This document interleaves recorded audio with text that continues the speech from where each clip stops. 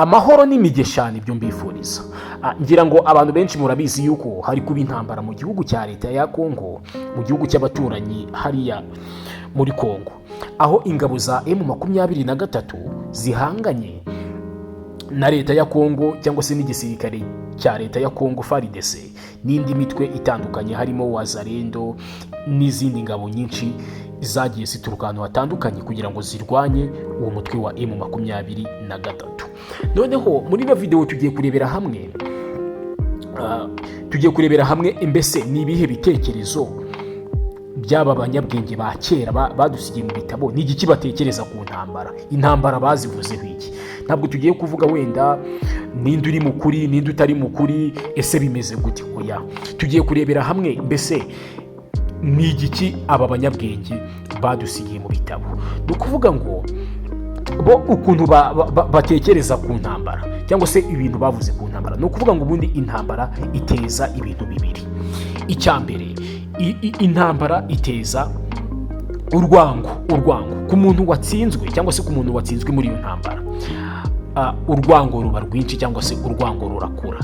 Nyine ni handi ushobora kuzasanga wenda umuntu atsinzwe muri uno mwaka, ariko ukazasanga nyuma y'imyaka 200 ba bantu batsinzwe ababakomotseho baracyateza intambara, muri make intambara zikagumaho.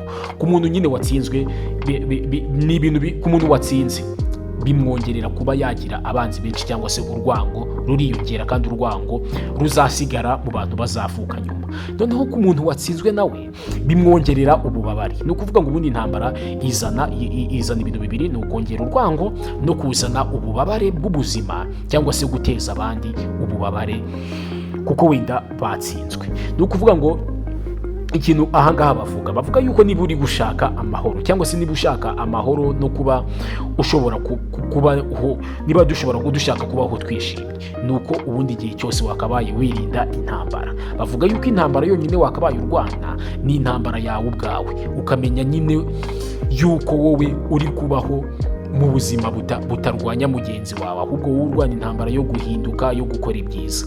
Ariko muri ino si ntabwo ibyo bintu abantu benshi babizi, nta nubwo babyumva cyangwa se ntabwo baba bumva yuko ariko bikwiriye. Ariho uzasanga hari intambara nyinshi zihora ziba, abantu benshi birirwa barwana bapfa, amaraso ameneka, ugasanga ni ibintu bibabaje kandi ni ibintu bidukururira kubaho ikiremwa muntu tubayeho mu bubabare bw'ubuzima kandi twebwe ubwacu twitera. Kuko ntabwo ubundi wakabaye urwanya mugenzi wawe ngo mwumve yuko mukwiye guhangana, mwakabaye mugira ibibazo mukicara mukiga uburyo byakemuka mu mahoro. Ahangaha rero ikibabaje cyane cyane kuri ino ntambara iyi ngirwa turimo kuvugaho iri kubera muri Repubulika ya Demokarasi ya Kongo, nuko twese turi abanyafurika, turi abantu b'uruhu rwirabura, turi bamwe muri make, turi abavandimwe. Usibye nyine uburyo hagiye habaho impinduka z'abazungu bakaza bagashyiramo imipaka, ariko mesaje natanga ku bana b'urubyiruko ni uguharanira yuko Afurika yacu yongera ikaba imwe, tukaba turi abantu badafite imipaka cyangwa se batangana, batirirwa bahanganye barwana, kandi twese turi bamwe. Intambara nta kintu cyiza zigeze zisiga, muzabireba n'aba bazungu baziciyemo mbere cyane, bazi ibibi byazo. Niyo mpamvu bo badakunda kurwanira hariya iwabo. Ariko twebwe nk'abanyafurika tuzi ko turi bamwe, ugasanga turi gushaka kuryana, uko kuryana bikaza kuvamo intambara. Niyo mpamvu nk'abana batoya barimo gukura cyangwa se abana batoya mu twumva, ni ukuvuga ngo intego yanyu ni uguharanira yuko Afurika yacu izaba imwe, Afurika yacu ikarangwa n'urukundo. Kubera ko abakurambere bacu b'abanyafurika bagiye babaho kera, bonyine babaga ari bamwe,